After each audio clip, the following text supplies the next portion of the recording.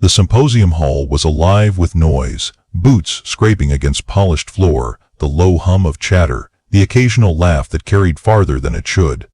Rows of uniforms filled the seats, Marines in desert camis, Army Rangers with crossed arms, even a few Navy SEALs lounging with casual indifference.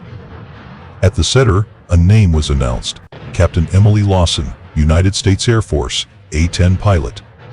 The reaction was instant. Whispers turned into chuckles. A Marine leaned toward his buddy and smirked. "She doesn't look like a Viper," another snorted. "A pilot?" She couldn't lift half the load out of that warthog. Emily stood straight, eyes steady, her expression unreadable. She'd heard it all before. Dismissal. Doubt. The sane, quiet ridicule that had followed her through the years. None of them knew the truth. None of them knew about the night when 270 American troops were trapped, surrounded, and ordered abandoned. She hadn't walked away then. Before we begin, make sure to subscribe to Military and Veteran Stories so you never miss these true tales of courage. And tell us in the comments, where are you watching from today? Emily Lawson was 32 years old, though most in the hall would have guessed younger. She had that sort of calm, unshaken presence that made her look almost fragile to those who didn't know her. They saw the trim uniform, the neat bun of blonde hair, the slender build that didn't quite fit the mental image of a warfighter. To many, she seemed like someone better suited for paperwork than battle. But the truth was far more complicated. She had grown up in a small Midwestern town, the kind of place where engines rumbled louder than radios and the smell of cut grass mixed with gasoline from the local shop. Her father worked long hours as a mechanic, hands stained with grease, while her mother balanced hospital shifts as a nurse. Together, they raised Emily on simple values: hard work, humility, and never walking away from someone who needed help. As a child, Emily wasn't the loudest in the room. Teachers remembered her as quiet, respectful, always focused on the task in front of her. She wasn't the kind of student who bragged about grades, but she was the one who stayed after class to perfect a problem until it made sense. That quiet persistence followed her through high school, where she spent more time in the library than at parties. Still, she carried an edge. Her father taught her to drive stick on an old pickup before she was 15, and her mother drilled into her a steady calm that came from years in emergency rooms. When she told her classmates she wanted to join the Air Force, most laughed. Some thought she was joking, others shook their heads. "You," they said, "you're too small. Too quiet." It wasn't meant cruelly at first, just disbelief. But the words stuck, like barbs driven under her skin. She carried those words with her when she entered training. The other cadets gave her a call sign, Angel 9. It wasn't praise. They said she was too soft, too graceful, like an angel who didn't belong among warriors. They didn't believe she'd ever make it past the washouts. But Emily wore the name without protest. Let them laugh, let them whisper. She would answer in time. Every night after drills, when others hit the mess or collapsed into bunks, Emily stayed behind. She studied maps until her eyes blurred, memorized aircraft systems until every switch and gauge was second nature. She ran longer, lifted heavier, pushed farther, not to prove them wrong, but because she couldn't stomach the thought of proving them right. She learned to fly with precision, her hands light on the stick, her voice steady in comms. Instructors noticed, even if classmates didn't. They saw how she anticipated threats, how she maneuvered not just with skill, but with a kind of patience rare among rookies. Still, the whispers never stopped. She wasn't the kind of pilot who swaggered, who strutted into the room with stories on her lips. She was quiet, and in the eyes of many, that meant weak. The truth, of course, was the opposite. Emily's strength was in her silence. There were scars no one saw in the hall that day. A pale line across her right hand, faint but permanent, from shrapnel that tore through the cockpit during a run over hostile terrain. Her knuckles bore calluses from years of gripping flight controls, her wrists stiff from long hours in vibration and recoil. But those in the symposium only saw a woman who looked out of place among rows of hardened men. They didn't see the late nights, the relentless preparation, the long hours of training where she'd quietly outlasted them all. Her calm demeanor made them doubt her. Her soft-spoken replies made them dismiss her. To them, she was just another officer in a flight suit, standing out for the wrong reasons. But what they didn't know was that Emily Lawson had already lived through hell.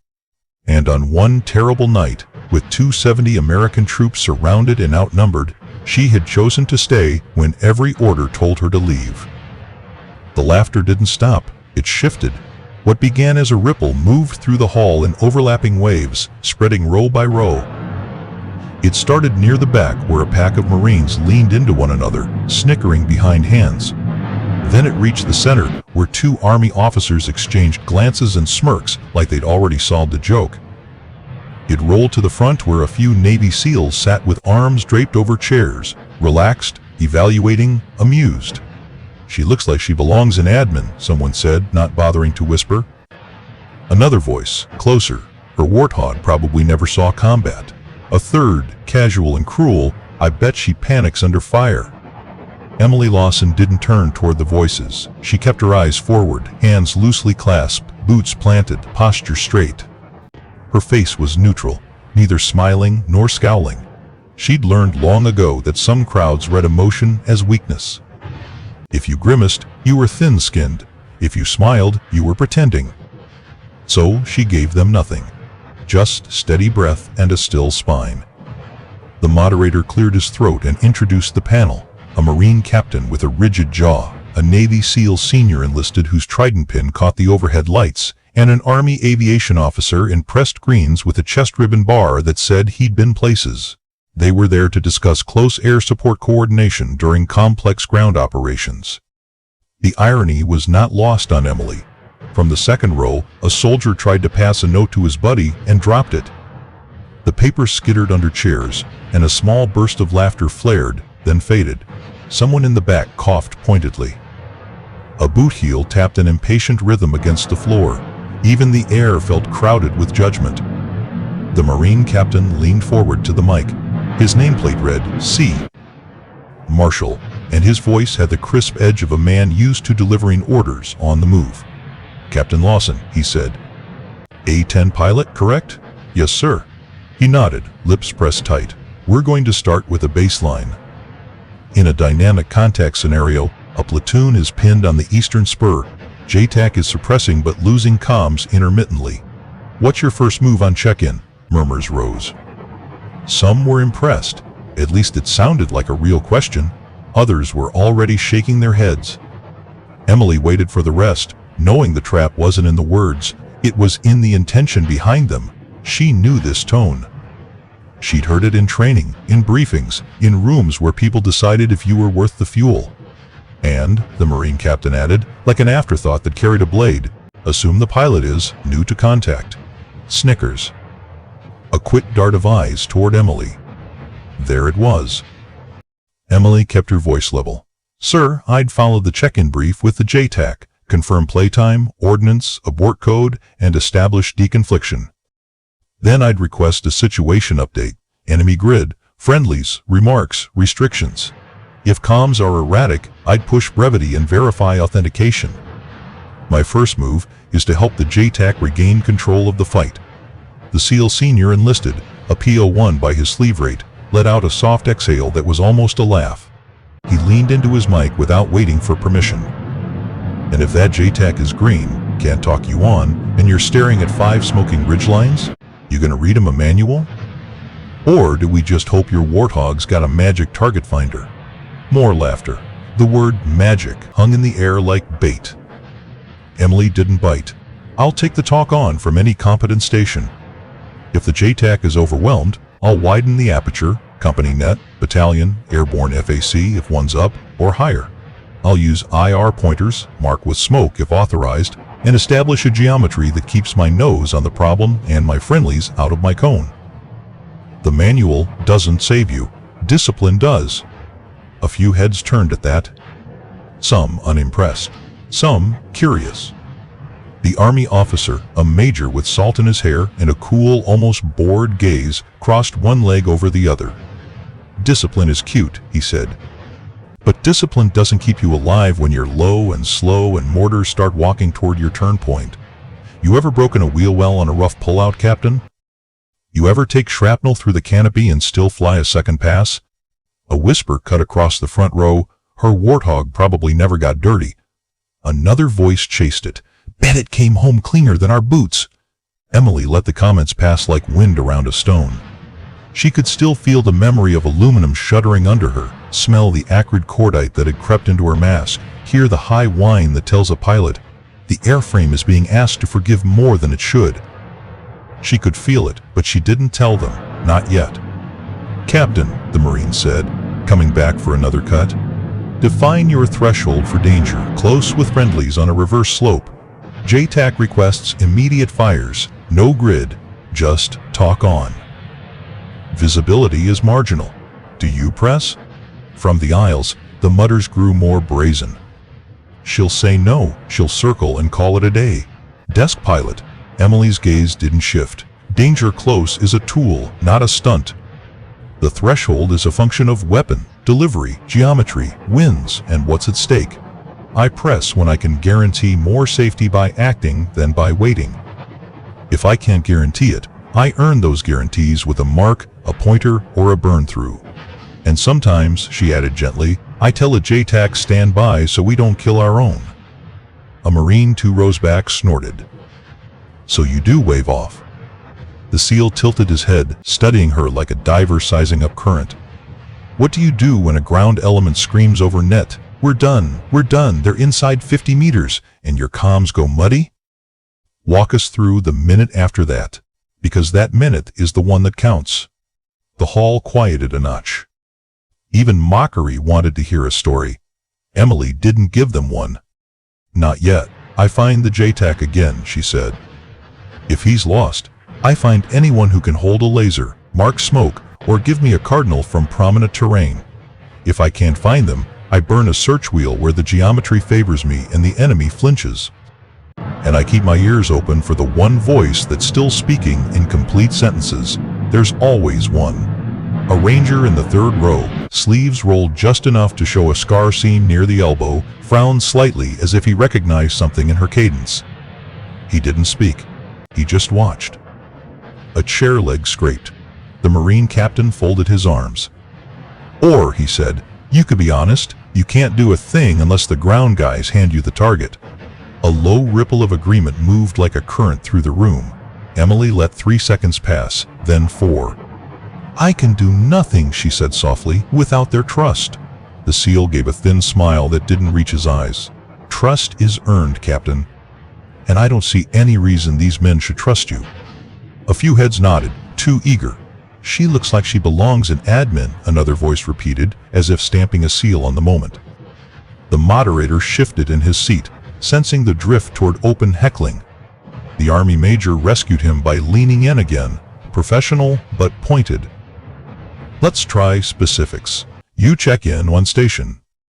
Ordnance, 2 by AGM-65, full gun, 2 by GBU-12, full fuel, 30 minutes playtime. A murmur, automatic, plausible. She didn't embellish. Altitude, Angels 12 on ingress, drop to 5 for work, lower for tally. Terrain and threats dependent. Type of control, type 2 or 3 depending on PID and mark. The Marine captain smirked. Listen to the manual walk. Emily's jaw didn't tighten, her pulse didn't spike. She stayed where she was and let them try to drag her closer to a mistake she wouldn't make. A new voice entered from the left aisle. An older Marine gunny with a face like leather and a stare that could cut webbing. All right, Captain, he said. You say you got discipline. What about guts? He let the word hang. You ever heard a kid on the ground lose his voice because he screamed for fire so long? You ever hear a man say, tell my wife's over a net? What'd you do then? Silence scuffed through the rows. It wasn't mockery now. It was a test. Emily breathed in, breathed out. She wanted to say she'd listened to voices crack and watched smoke crawl like fingers up a slope and felt her canopy shiver when rounds stitched the air where she'd been a fraction of a second earlier. She wanted to say she knew the sound of a man who'd made peace and the sound of a man who still believed the sky would answer. But the story wasn't for this moment. The story belonged to the people who needed it, not the ones who demanded it. Believe what you want, she said quietly. A few scoffs, disappointed at the restraint, eager for a fight she wouldn't give them. The SEAL leaned back, chair on two legs. I'll make it simple, he said. Desk pilots talk. Combat pilots prove it. So let's prove it. He gestured toward the projector. A satellite image blinked onto the screen. A valley cut by a riverbed, ridge lines like ribs, switchbacks up to the north, a cluster of compounds near a choke point. Scenario, he said, company caught in a dogleg. Enemies got plunging fire from two saddles, mortar somewhere on this side. He tapped the map. We need you to break the lock, without killing the guys you're helping. He smiled. We'll even let you pick your ingress. Laughter again. But now there was an undercurrent of attention. Maps did that to a room. They quieted egos and made everyone lean in. The Marine captain slid in with the stiletto. But do keep it safe for the aircraft, Captain. Wouldn't want to scratch the paint on that pretty bird. Or muss the hair, someone added. Or scuff the boots. Or put a dent in the office chair. The insults hopped around, new flavors, the same intent. They wanted her to twitch. They wanted a tell. Emily stepped closer to the screen and didn't touch the pointer. She didn't reach for the laser, she just looked. And for a long moment, the room watched her watching the map, and the rhythm of ridicule faltered because they were curious what she would see.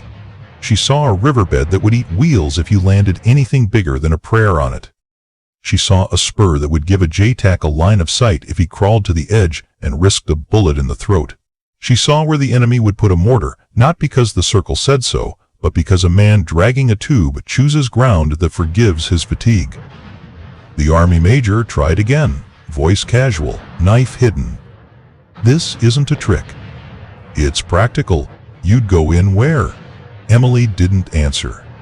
Not yet. Not here. This moment wasn't for answers. It was for pressure. Let them build it. A voice from the back, thick with derision. What's wrong, Captain? Chart's not pretty enough? Lost your place in the checklist? She's waiting for someone to save her, someone else said. She's waiting for a textbook, another added. She's waiting, a third sang, drawing the word out like an insult dressed in melody. Emily's eyes left the map and went back to the panel. You asked if I've ever heard a man beg over a radio, she said to the gunny quietly. I have. She let the word sit. She didn't describe the night air, the stink of smoke, the hot lines of tracer that stitched the dark. She didn't tell them she'd pressed the trigger until the cannon's vibration traveled through bone. She didn't say anything more than that. The gunny's posture changed by a degree only other Marines would notice. His chin dipped a fraction.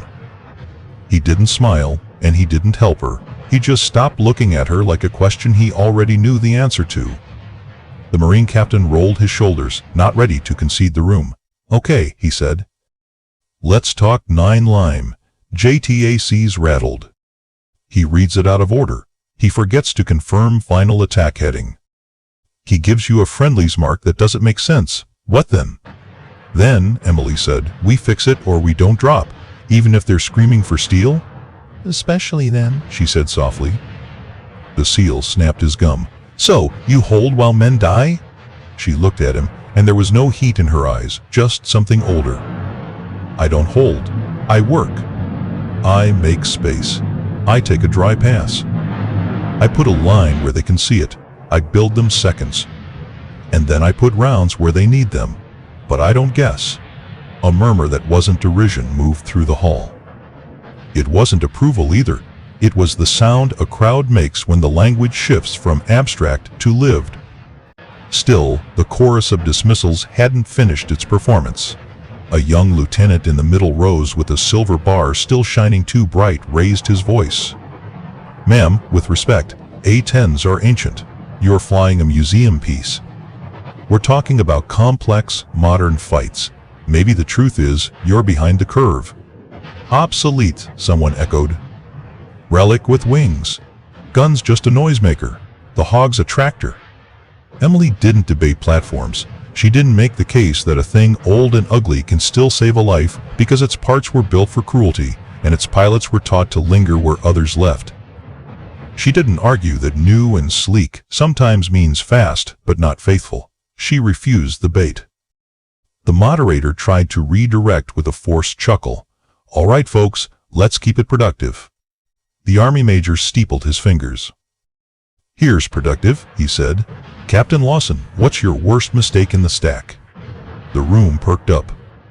Now they wanted blood, a confession to seal their first impressions.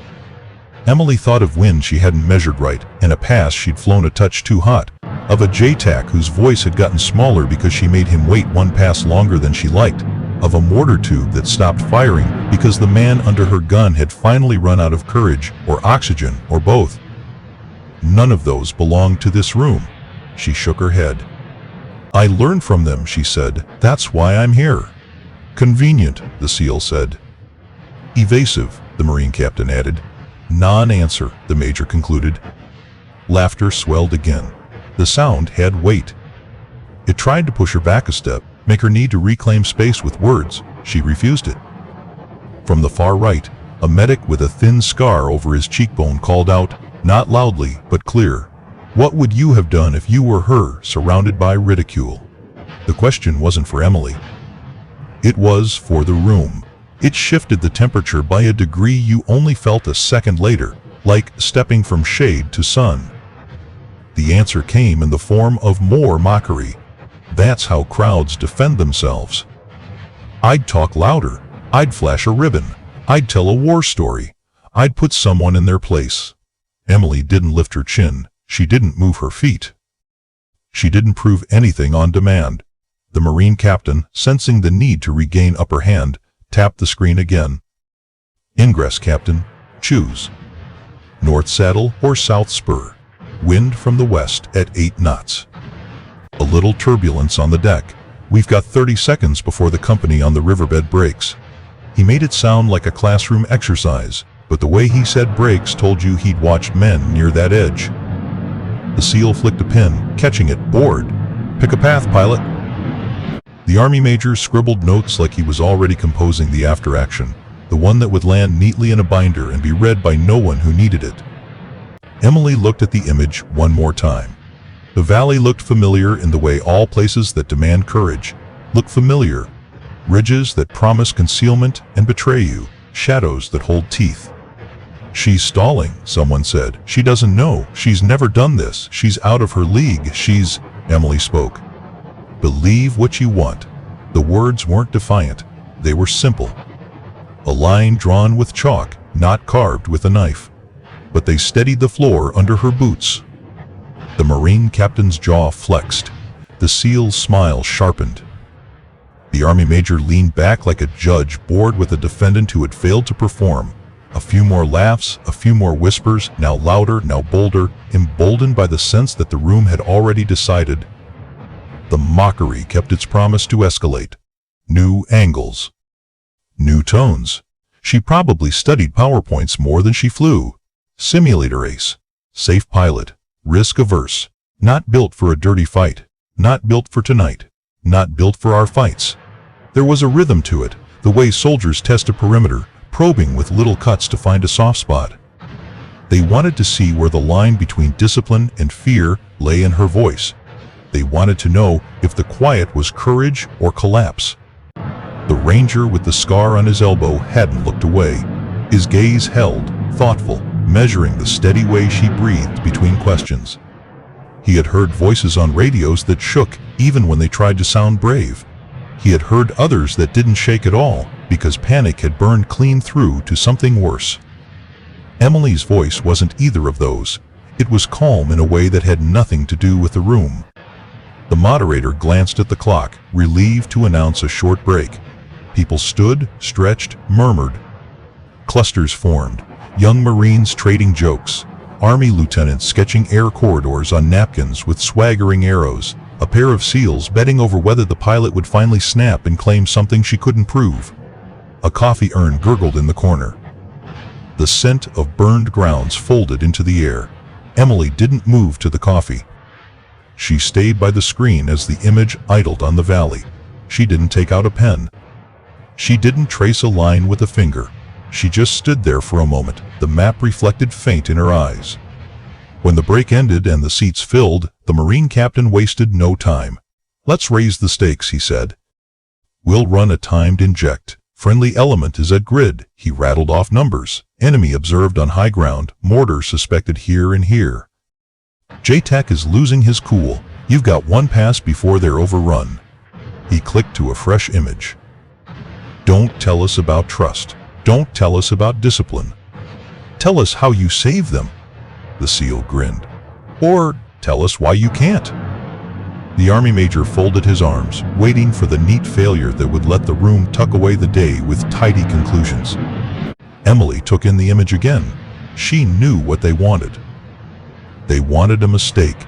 They wanted a path chosen too fast to be credible or too slow to be brave. They wanted either arrogance or paralysis. They wanted confirmation. She gave them neither. Not yet. Instead, she looked past the panel and addressed the room, just once. "What would you have done," she asked, "if you were me, right here, surrounded by ridicule?" A beat. Another. The question did what questions like that do. It placed a mirror where a blade had been. The Marine captain frowned, irritated by the shift in control. "This isn't about us," he said.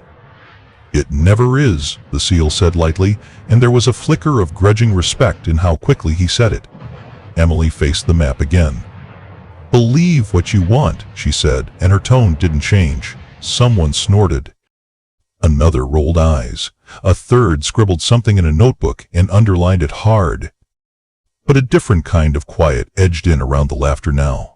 It was the quiet of men who'd been in valleys where maps meant life, and who recognized that the only people who refuse to play a game like this are the ones who've already played it for real. The Marine captain tapped the clicker, eager to press. "Time's up," he said. "North Saddle or South Spur, make the call." Emily didn't answer him. Not in that second. Not to their clock. The answer they wanted would come, and it would not sound like what they expected. For now, she stood exactly as she had at the start. Boots steady, shoulders square, eyes level, while the crowd's laughter carried itself toward a point it could not pass. And in that steady refusal to perform for their approval, the tension stretched tighter. The whispers got sharper. The dismissals grew bolder. A few officers shook their heads and rolled their eyes, like judges in a competition Emily had never entered. She'd heard the insults, everyone. "She looks like she belongs in admin. Her warthog probably never saw combat. I bet she panics under fire." Now others rode in behind them like reinforcements. Paper pilot. Checklist queen. Clean boots. Air-conditioned courage. Sky tourist. Safe flyer. Avoidance expert. Talk like that can do a particular kind of damage. Not because the words carry truth, but because repetition can make a lie feel familiar. Familiar lies are the hardest to dislodge. They sink roots, and crowds water them with attention. Emily didn't fight the growth. She let the room tend its little garden. She would uproot it later in a way they wouldn't forget. When the Marine captain finally paused, when the SEAL let the chair legs fall back to the floor, when the Army Major's pen stopped moving because there was nothing new to write, Emily gave the only line she would give them in that entire exchange. It wasn't loud. It wasn't theatrical. It didn't try to win. "Believe what you want," she said. The words landed softer than a slam and harder than a boast. They did not defend or accuse. They simply refused to let the room decide the limits of what she had done or would do again. And if you had been there, if you had felt the way that sentence put a thin crack in the confidence of the mockery, you might have asked yourself quietly, what would you have done if you were her, surrounded by ridicule? Emily adjusted her sleeve. It was a small motion, almost invisible, but the kind of thing that draws eyes when a room is searching for weakness. The fabric slid just enough to reveal the faint outline etched into her skin. A tattoo that wasn't ornate or flashy, but simple, purposeful. A silhouette of the A-10 warthog, line sharp and unmistakable, was inked along the inside of her wrist. Beneath it, in plain numbers, was a date. A date no one in that room understood, but one that meant everything to her. "Check it out," someone muttered. "Even her tattoo looks like it belongs in a recruiting poster." The laughter returned, light and dismissive. None of them understood that tattoos like hers weren't decoration. They were memory. They were markers you carried when no medal, no citation could capture what really happened. As she folded her hands again, the light caught her wrist differently. This time, another detail surfaced. A thin scar running from her thumb toward the joint of her wrist. Old, healed, pale, but jagged in its story. Shrapnel doesn't leave clean lines. It tears through flesh the way memory tears through silence. A lieutenant leaned forward, squinting. "What's that from?" "Paper cut?" he joked. His buddy laughed too loudly, grateful for the cover. But not everyone laughed. A ranger 3 rows back had gone still. He had a cane leaned against his chair, his sleeve rolled enough to show his own scars, his eyes locked on her wrist. The tattoo, the scar, the way she carried herself. Something flickered behind his gaze. Not recognition, not yet, but the uncomfortable tug of a memory trying to surface. Then came the whisper, low, uncertain, almost lost in the shuffle of boots. "Angel 9. I've heard that before." Heads turned, confused. Someone whispered back, "Angel who?" Another shook his head.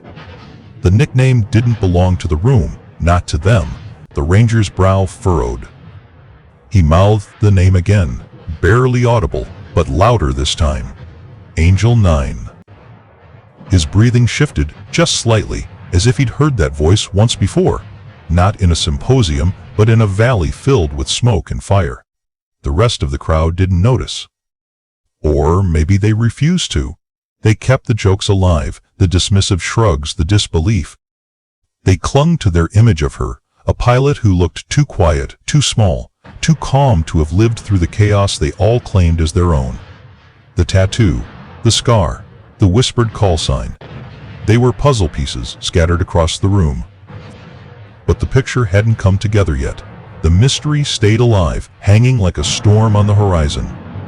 Emily gave them no answers. She folded her sleeve back down, hands steady, eyes forward. The ranger kept staring. The whisper echoed faintly, and the hall returned to its rhythm of doubt. They still didn't know. They still thought she was just another pilot, and that was exactly how the suspense had to build. The projector hummed louder as the Marine captain switched to a fresh slide. The satellite photo sharpened into a valley, a dry riverbed scarring its center, ridgelines ribbing outward, pale tracks switchbacking to a saddle on the north. Clusters of mud brick compounds clung to the eastern slope like barnacles, the kind of terrain that punished hesitation and rewarded ambush. "Scenario inject," the Marine said, voice crisp. "Company pinned along the wadi here." He tapped the riverbed. "Enemy has plunging fire from both saddles. Mortars suspected on the western high ground. JTAC is on the deck, overwhelmed. Comm breaks every third transmission. We need a plan to break contact and open a lane for exfil. Captain Lawson." He gestured to a table with a laminated map, grease pencils laid out like scalpels. "You're up." A hush pulled over the room. Not respect curiosity. The kind a crowd gets when it smells the possibility of embarrassment. Emily stepped to the table. She didn't pick up the laser pointer or the clicker. She reached for the chinograph pencil and set the hard tip on the laminated plastic. No sound but the faint squeak of wax on gloss. She drew a shallow arc first, low and slow over the valley's mouth, not touching the ridgelines. She didn't label it. She marked a second arc, narrower, skimming the south spur. Then a third that hugged the shadow line where afternoon light would hide a jet's silhouette from anyone on the east. A lieutenant snorted softly. "She's drawing rainbows. Put a unicorn on it," someone murmured. Emily ignored them. She made a tiny dot just below the north saddle, not at the obvious crest, but 6 meters down the military crest, where a man with a mortar tube would go to avoid skyline. Then she drew a second dot 120 meters east along the contour and circled it lightly, not a full circle open at the top. A voice behind her, "What's the open circle for?" She didn't answer. She slid the pencil to the switchbacks on the north slope and made a thin, jagged line across the third turn up from the valley floor. The line wasn't straight. It kinked where erosion had cut into the turn. The Army major leaned forward, frowning. That erosion doesn't show on the imagery. That's not in the briefing slides, someone said. Emily set the pencil down and took another. This one left a darker mark.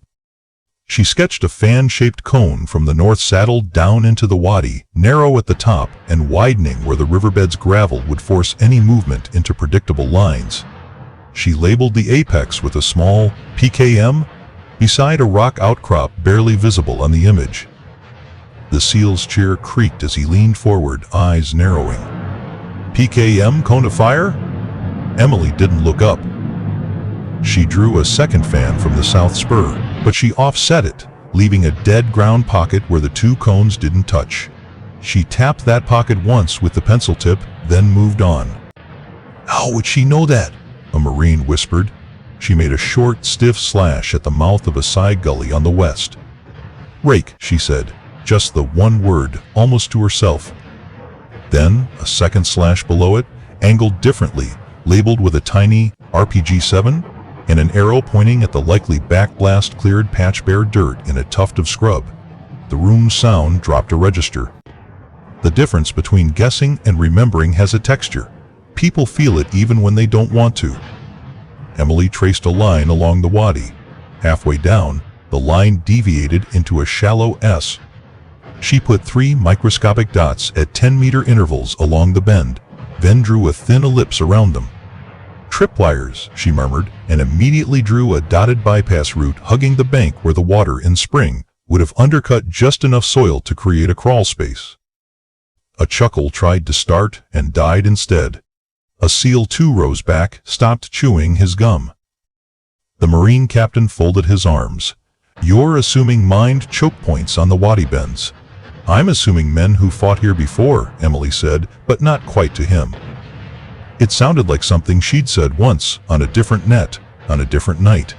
She added a tiny rectangle on the south spur behind a rock tooth and wrote, OPBBino, in letters so neat they looked printed. Then she drew a sliver-thin line from the rectangle to the west ridge's first dot, the one below the crest. Spotted a baseplate, she said. One of the Army lieutenants raised a hand, confused. Baseplate? Mortar baseplate, a senior NCO muttered, not taking his eyes off the map. Where the tube sits, locked to the ground. Emily's pencil moved again. She traced a flight path that entered on the west, ducked behind the low ridge, then broke across the valley on a diagonal that kept the sun wedged between her canopy and the enemy's probable optic lines. She drew a tiny triangle just off the north saddle, labeled MKate with a question mark. That's not in the briefing slides. The phrase rippled from somewhere near the back, half amazed, half accusation. Emily's hand didn't slow. She marked 2 TRP boxes, target reference points on the east slope against distinctive rock shadows, not at the compounds, but where a JTAC with a limited view and a trembling hand could still put a laser without silhouetting himself. She added a note. Lace off, target, not talk on to rock shadow, 30 me left. The SEAL's pen stopped clicking. He stared at that note. The Marine captain tried to regain the floor. Captain Lawson, you're mapping as if you've... She moved the pencil, quick now. A dotted ellipse along the north ridge's backside, just below the skyline, labeled Rat Line Footpath. She drew a second, fainter ellipse parallel, a fallback position, then a zigzag of tiny hash marks along a talus slope where a gun team would scramble down if they scooped early. How would she know that? This time, the whisper wasn't mocking. Emily paused, just enough to change pencils again. She marked a small X on a flat, pale patch on the west ridge, then put FDC next to it, Fire Direction Center. A second, X 30 meters north, labeled Ammunition Stack Hidden Disturbed Brush. She shaded the ground between them lightly, then with the side of the pencil drew a smear down slope to show how careless feet scuff dust when men run rounds to a tube under pressure. The Army major sat forward. The bored look was gone. There's no way to see disturbed brush from this pass, he said, too quickly. The brush is darker here, someone countered, squinting. Could be nothing. Could be cover. Emily slid the pencil along the south spur and drew a tight oval tucked behind a concavity in the rock. DSK, she wrote, with an arrow to a patch where the rock gave a natural blast baffle. She drew a narrow wedge showing field of fire that would just skim the wadi. Then she added a hair-thin blind spot against the spur immediately below, perfect for a short, smoking pop of a marking round that would obscure the gun long enough to cross. "That's not in the briefing slides," a Marine repeated, softer like a prayer. Emily said nothing. She stepped back, studied the hole, then leaned in again and, with infuriating gentleness, extended a line from the west ingress to a point exactly between the suspected mortars. She drew a tiny arrowhead and a little circle on the path, the geometry for a gun pass. The circle wasn't the target, it was the breakpoint where the pilot eases off just enough to keep from overshooting into the wadi's dead space. "Gun?" The SEAL's voice had lost its edge. "You go gun on first pass with mortars up?" Emily didn't look at him. "If they're bracketing friendly," she said, tone that private register again, "the most moral thing you can do is make them move." She penciled in a second flight path that crossed the first at a 40-degree offset. On that line she wrote, "Mav lock north baseplate only, verify with burn." Then a third path, lower, wider, with GBU-12 final, scrawled near the wadi's bend, and danger close. JTAC confirm next to it. "How would she know that?" a voice breathed. "That's not in the briefing slides." Emily capped the pencil, set it down, and finally looked up. The room stared back. The laughter had gone thin. A few smirks hung on out of habit, but they looked strange now, like faces that hadn't gotten the message on time. Boots had stopped tapping. Pens had stopped scratching. The moderator's hand hovered over the mic and then withdrew when he realized anything he said would sound small. The Marine captain cleared his throat like he could still control the narrative. "So," he said, trying for brisk, "you're proposing simultaneous suppression of suspected mortar positions with gun, a follow-on Maverick to the north baseplate if verified, smoke to blind a DSK, assuming it's there, and a laser guided to break the grip on the wadi bend. You're also pre-drawing bypass routes for the ground element." Emily didn't nod. She didn't provide the courtesy of confirmation. She just waited. The Army major leaned toward the map again, tracing the dotted bypass with a finger he kept a millimeter above the plastic, as if touching it would admit something. "Where did you even?" "That blind pocket between the PKM cones," a sergeant interrupted, more to himself than to anyone. "If you don't know it's there, you keep eating rounds and never reach cover. But if you do," his words trailed into the kind of quiet that remembers. The SEAL's eyes flicked to the tiny note. "Lays off target CA talk onto rock shadow 30 m left." He swallowed. "I've heard a pilot say that," he said, his voice too low for most, but the ranger with the cane heard him. The ranger had been still for minutes. Now he shifted, the cane's rubber tip squeaking faintly. His gaze moved from the bypass route to the TRP boxes to the tiny FDC on the west ridge. His jaw tightened like a man bracing against a memory he hadn't invited. "Angel 9, someone whispered again, not mocking now but searching. "I've heard that before." The Marine captain forced a dry smile. "Interesting marks," he said. "Very creative. But we haven't verified any of those positions. You're making assumptions based on..." He gestured vaguely. "Intuition?" Emily's face didn't change. She tapped the map twice, soft, where the mortar baseplate dots sat. The sound was barely audible. It made a few shoulders flinch anyway. The captain tried to push on. "And your ingress?" "West low and behind the ridge?" "That's aggressive." Emily finally spoke more than a sentence. "Aggressive is failing to notice where the enemy expects you," she said. "Suicidal is going where they've already laid a range card." A handful of men who'd sketched range cards in the dark against their knees stared harder. "But this is theory," the Army major countered. "Too fast. You can't possibly know where their baseplates are without." "Baseplates don't move far once they've registered," Emily said quietly, and the quiet carried farther than a shout would have. "They move when they're forced." How would she know that? "That's not in the briefing slides." The Marine captain felt control slipping. He gestured to the clicker, brought up an alternate imagery angle, colder, grainier, taken months before. This image predates any presumed contact. Do you see base plates there, Captain Lawson? Emily looked for 2 seconds, maybe 3. She pointed to a lighter smudge where the slope flattened. There, she said. Not the tube. The path. Men cut the same path to carry weight. It's never straight. It bends around a rock that no one remembers to move. The SEAL's lips parted and then closed. The Major swallowed. You could be guessing, he said. I could be, Emily said. And if you're wrong, the Marine pressed. Then the first pass is smoke, and the second is a dry gun to pull their heads, she said. If I'm wrong, I still buy you 30 seconds of thinking time and a JTAC who can breathe again.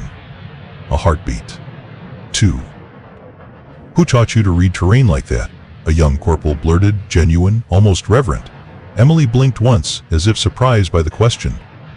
The ground, she said. No flourish. No story.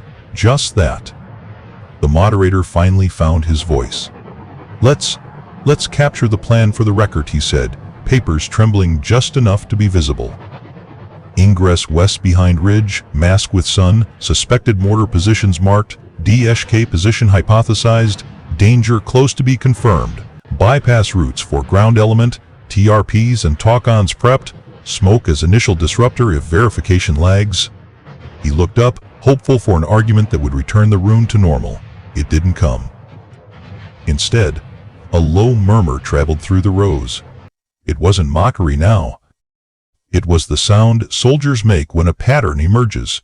They had all been in rooms where someone pretended to know a place because a map said it existed. This wasn't that. This was the echo of a valley shape living in a person's hands. The Marine captain tried one last angle. Captain Lawson, he said, sharper, all of that, fine. But what if the JTAC freezes? What if he can't give you anything? No lace, no smoke, no words. What then? Emily's eyes held the map, and for the first time, a shadow of something older passed through them. Then I fly the search wheel and listen, she said. I listen for the one voice still speaking in complete sentences. She let the sentence settle. There's always one. The ranger with the cane closed his eyes for a moment, as if he'd just heard a voice from a night he kept locked away. When he opened them, they were wet, and he hid it quickly. How would she know that?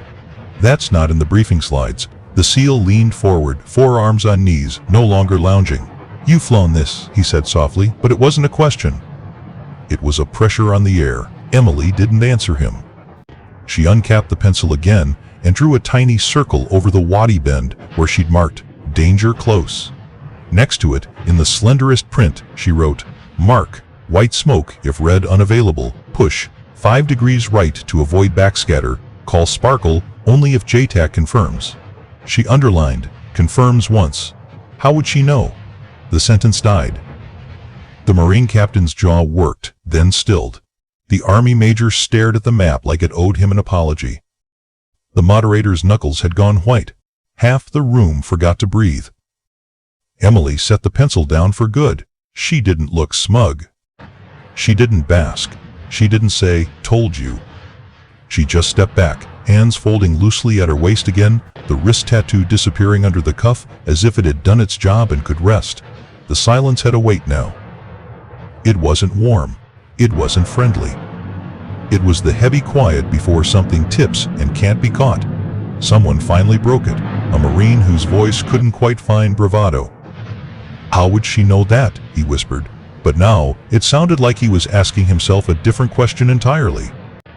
That's not in the briefing slides, another echoed, as if reciting a line that no longer helped. No one moved to the coffee urn. No one cracked a new joke. A few exchanged glances not to share amusement, but to confirm they were seeing the same thing. Emily offered the room no rescue. She didn't narrate. She didn't claim. She let the map sit there with its quiet geometry. The arcs and fans and little marks that told the story of men who hide and men who hunt, of terrain that punishes the unfaithful and rewards the patient, of a sky that sometimes chooses to stay. She said nothing at all.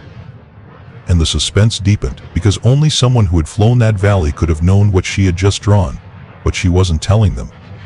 ChatGPT said, "A chair scraped at the very back of the hall, not the casual scrape of impatience or the fidget of a bored lieutenant. It was the deliberate, heavy push of a man who had decided to stand. The sound reached the front row a heartbeat before anyone turned to find its source. Heads pivoted, conversations fell off cliffs mid-sentence. Even the projector seemed to dim, as if it understood that the room had a new center of gravity. A general rose. He wasn't theatrical about it. He didn't tug at his uniform or square his shoulders for effect. He just stood, tall and weathered, a ribbon bar like a compressed biography, the kind of man who had spent a lifetime in rooms that mattered and valleys that did too. His eyes moved from the map to Emily, then back again, gathering the straight lines between what he saw and what he already knew. When he spoke, the words were unadorned and absolute, cutting clean through the last tatters of laughter. "That's Lawson," he said. "The pilot who refused to abort when 270 troops were surrounded." The sentence landed like a door slamming in a windstorm. A Marine corporal froze mid-smirk, the expression still half-formed and now stranded on his face. A pair of lieutenants in the center row stopped whispering, their mouths open, as if the rest of their thought had forgotten how to come out. The SEAL commander in the front turned slowly in his chair, eyes wide and unblinking, the casual lean gone from his frame. The maybe senior enlisted who had been playing at mockery stared at the map as if it had turned into a mirror. "It's her?" someone whispered, breathless. She was there. No one shushed him. No one needed to. The silence that followed accepted the whisper and then devoured it whole. The general took a step forward, not to the front, not to take the stage. He moved only enough to make sure his line of sight ran straight and true to Emily. In that path lay the map, the pencil marks, the arcs and fans and little notes that looked like a language and were. He looked at the ranger with the cane, who was already looking at Emily. "Angel 9, the ranger breathed, as if a code he'd held in his chest for years had finally been confirmed. The general's eyes returned to Emily.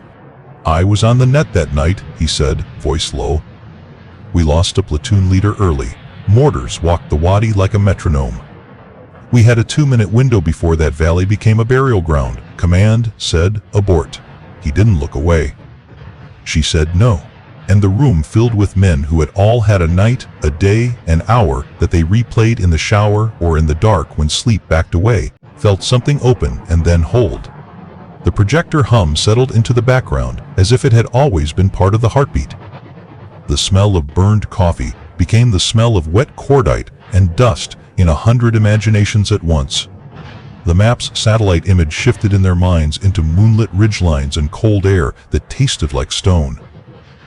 A flashback did not need to be cued by a narrator. The general's voice carried them there. Night air knifed through the valley. The wadi gleamed dull silver in places where the moon cut through drifting smoke. Friendly strobe markers were drowned by dust and panic. Radios stuttered, clipped, bled into one another. Somewhere far up a ridge, a mortar tube coughed, and 3 seconds later, a blossom of dirt and rock slapped the ground near a cluster of men trying to be part of the riverbed. "Steel, steel, steel! Danger close!" A voice cracked over the net. The words rushed, tripped, tried again. "They're inside 50. We can't."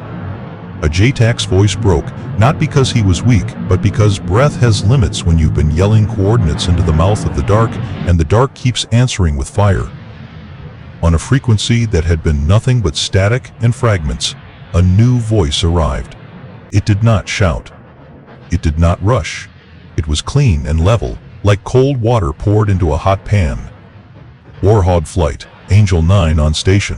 Static flared and fell back. Another mortar thumped. Another 3 seconds. Another bloom. Men flinched and then flattened themselves further as if courage had a setting just below the dirt. "Angel 9, we're danger close," someone said. Maybe the JTAC, maybe a squad leader who had grabbed a handset because hands were made for anything in that moment. "We've got 2, maybe 3 mortars, we think. North Ridge, no eyes, request immediate." "Copy," the voice said. "Playtime 25. Ordnance, 2 Mavs, 2 Laces, full gun. Authenticate. Calm. Not bored. Never bored. Calm as intention. JTAC, breathe. We're going to buy you seconds. A new burst of static, the sound of someone trying to pull a breath out of a knot in his chest. A danger close code was half spoken, lost, spoken again. The ground was moving and couldn't tell if it was the earth or the men. Higher came on the net, like a hand laid on a shoulder that didn't belong where it was. Angel 9. Abort. Conditions are negative. The voice cut cleanly, polite, and unyielding. Not leaving them. Silence on that frequency isn't empty. It's a listening. It's the sound of people recalibrating what is possible to believe. Angel 9. You are not. Higher began again. Higher, I've got the wheel. JTAC. Look for white smoke, West Ridge, 3 seconds, the voice said. No heat, no fight for authority. Just the rerouting of oxygen to where it was needed. All calls, keep your comms clean. Will mark. A white flower blossomed below the skyline on the West Ridge, just long enough to unmake the DSK's sight picture. Just long enough to plant doubt. The smoke drifted, the riflemen on the ridge peered through it, angry at the sudden blindness. In the wadi, men who had been still to survive used the flinch to crawl 3 meters. 3 meters can be a continent. Sparkle, the voice said. JTAC, do you have my sparkle? Off the rock shadow, 30 meters left of the bend. A breath. Angel 9, Tally. Yeah, I see it. I see it. The JTAC's voice climbed back from the hole. Left of bend, shadow, got it. That's your talk on. Not your target, the voice corrected gently. Say again, your friendlies. Riverbed. Undercut bank. We're bracketed. Copy bracket, the voice said. Mortars first, North Ridge. Watch for burn through. We're going to make them move. The night split open with the sound only a certain cannon makes, that animal roar that lives below words. Tracer stitched the dark not to be seen but to tell those under it that someone was prying God's fingers off their throats. On the ridge, men who had crouched over a tube flinched too late. Dust leapt at their feet. The air snapped around their ears, and the geometry of the valley shifted as fear crawled up the wrong slope. Splash, someone said automatically, then realized that wasn't for mortar. Correction. Good effect, good effect. Angel 9, I've got a burn, I think, on that first base plate, the JTAC managed, words catching up to his mind. Copy burn, the voice said. Mav north base plate in 10. Keep your heads down. Higher came back, but smaller now. Angel 9, you. Higher, stand by, the voice said, as courteous as a closed door. JTAC, danger close GBU on my mark, Wadi Bend. Confirm. A heartbeat. The kind of heartbeat that lasts a lifetime. Confirmed, the JTAC said. It was a different voice now. The kind you can build a plan on. Cleared hot, the voice said, and the ground did not have to ask twice. Light found the valley, brief and terrible, and then gone. The wadi answered with a low cry of moving rocks, with the sound of men who had thought their position was permanent, now realizing it wasn't. White smoke curled. The DSK's field went blind again. The PKM's cone lost its appetite. The rat line on the north ridge rippled with silhouettes that did not like being watched. Angel 9, that's it, they're slipping, we've got a lane, someone shouted, hope rough and raw. Move, the voice said, as if it were an order the valley had to obey. Bypass along the bank. Stay low. There's a pocket between their cones. You've got 30 seconds. JTAC, keep talking. If you lose it, talk to the rock. Higher did not speak again. There was nothing left to say that would not be smaller than what was happening. 2 minutes. That was the window between a ledger of names and a list of casualties. That was what the voice had asked the airframe to deliver, and what the airframe, old, ugly, faithful, could. Angel 9, we owe you. We. The JTAC tried, and his sentence broke on a different kind of emotion. Don't owe me, the voice said. Owe the ones who told you where to put the light. Then, quieter, almost like a prayer meant to be overheard, we're not leaving you. The projector fan throbbed back into the present like a generator in a quiet house. No one laughed now. The earlier insults seemed like artifacts from a civilization that had ended 2 minutes ago. A few men concentrated very hard on their boots. Others looked at the map as if seeing it for the first time. The Marine captain's jaw had clenched and then unclenched without him noticing. The Army major's pen lay idle, ink drying at the tip. The SEAL commander still stared at Emily, an expression on his face that didn't fit any of the usual categories, neither challenge nor concession, but recognition. The general kept his eyes on her. "You remember me, Captain?" he asked, not unkindly. Emily's gaze didn't waver. "Yes, sir," she said simply. He nodded once, almost to himself. "You were ordered to abort," he said, not for confirmation but because the room needed the line carved where everyone could see it. "And you said, 'Negative,'" she answered, her voice exactly as it had been on the net, calm, precise, and unarguable. "Not leaving them." The ranger with the cane exhaled a breath he didn't know he'd been holding for years. A young Marine blinked hard, twice. A lieutenant who had joked about admin stared at the pencil marks until the map blurred. In the third row, the medic with the thin scar touched his jaw with a thumb, like checking that the bone was still there. "It's her," he whispered, not to anyone in particular. She was there. From somewhere near the back, softer still, Angel 9. The general's voice gentled, but it did not lose its edge. "There are moments," he said, "when a room decides what it is. A minute ago, this was a room that mocked. Now it's a room that knows." He let the words sit. "You don't have to like being corrected by reality. You do have to live with it." He sat down. No flourish. No cue for applause. Just the ending of one kind of silence and the beginning of another. That second silence, heavy, clean, reverent, took the hall. It soaked into the uniforms and the floor and the projector's sound. It was the quiet a crowd makes when it stands at the lip of a story that is true and chooses to keep its voice out of the way. No one asked Emily to explain herself. No one requested a war story to decorate their doubt. The map, with its pencil scars and soft, deliberate marks, did the speaking she refused to do. The room fell fully, utterly silent. The silence stretched until it felt like a living thing, pressing against the walls, waiting for someone to break it. No coughs, no shuffles. Just the heavy awareness that something irreversible had been said. Then, slow and deliberate, the SEAL commander stood. He was a broad man, his presence carved from years of authority in combat. His eyes held Emily's with none of the earlier skepticism. He straightened, heels together, chest lifted, and raised his hand in a crisp salute. The gesture cracked through the hall like thunder without sound. Every Marine in the room froze. Some had laughed at her, others had mocked, but the commander's hand in the air erased their refuge. One by one, almost reluctantly at first, they pushed to their feet. The scrape of boots and chairs built into a rhythm. Palms flattened to brows. The Marines saluted. It rippled outward. Army officers rose next, their earlier smirks drowned in the weight of recognition. The sound of uniforms rustling filled the space. The wounded ranger with the cane rose too, slow, trembling but upright, his scarred hand firm against his temple. In less than a minute, the entire hall was on its feet. Hundreds of men and women, the same voices that had jeered and whispered insults, now stood locked in reverent silence, saluting one pilot who had refused to abandon them. Emily did not bask in it. She did not smile or look triumphant.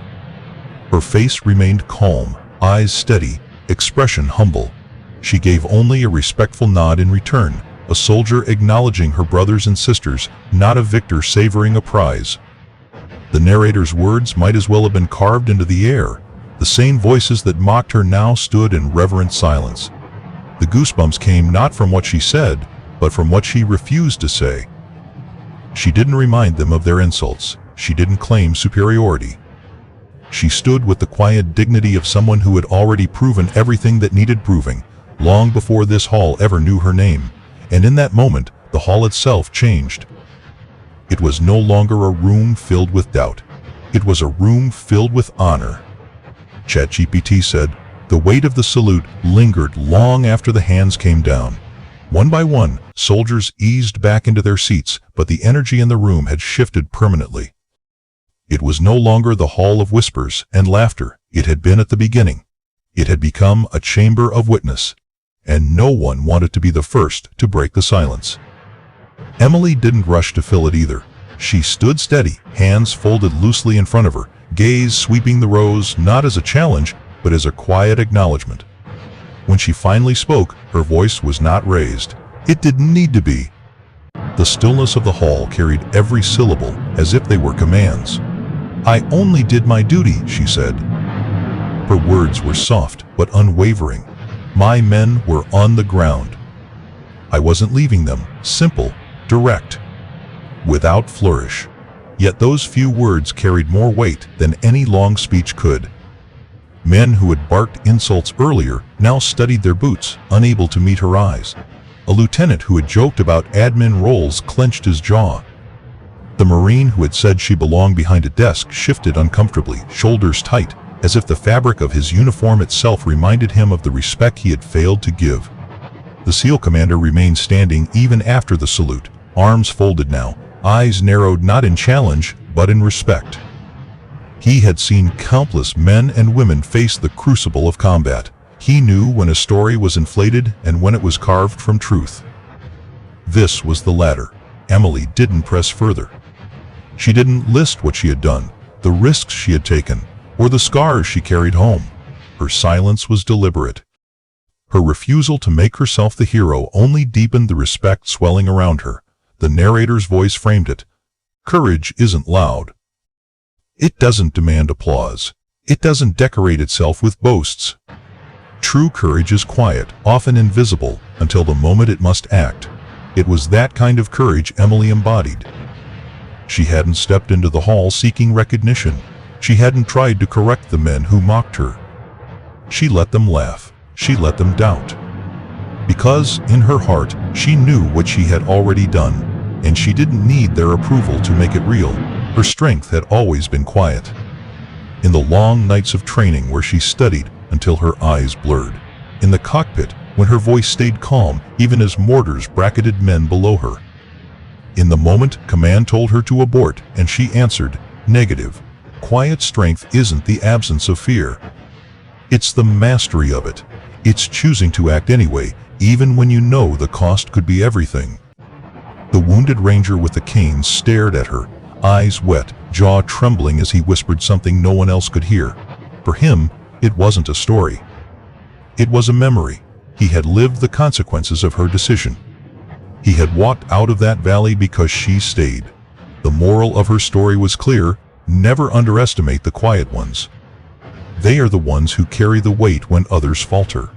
They are the ones who bear the burdens no one else sees. They are the ones who often go unnoticed, until the moment comes when everything rests on their shoulders. Emily Lawson was proof that you don't need to shout to be strong. You don't need to prove yourself in every room. Sometimes, the greatest strength is knowing when to stay silent and when to act with everything you have. The narrator's closing reflection settled over the story like a final salute.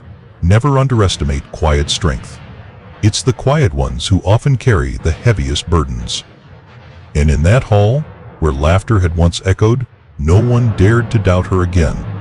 That's the story of Captain Emily Lawson, the A-10 pilot who refused to abort when 270 American troops were surrounded. She never asked for recognition. She never demanded the spotlight. She simply chose to stay when every order told her to leave, and because of that choice, hundreds came home alive. If you enjoyed this story, please subscribe to Military and Veteran Stories. These stories keep the courage alive for generations to come, reminding us that true strength is often found in the quietest moments. And we want to hear from you. Tell us in the comments, where are you watching from today? Your salute, your story, and your voice matter here. I just want to take a moment to say a huge thank you to each and every one of you. Folded hands, your love, support, likes, comments, and subscriptions mean the world to me. Without you, this journey wouldn't be possible. Every view, every share, and every encouraging word keeps me motivated to create more content for you all. I'm truly grateful to have such an amazing community by my side. Let's keep growing together and making this journey even more special. Red Heart.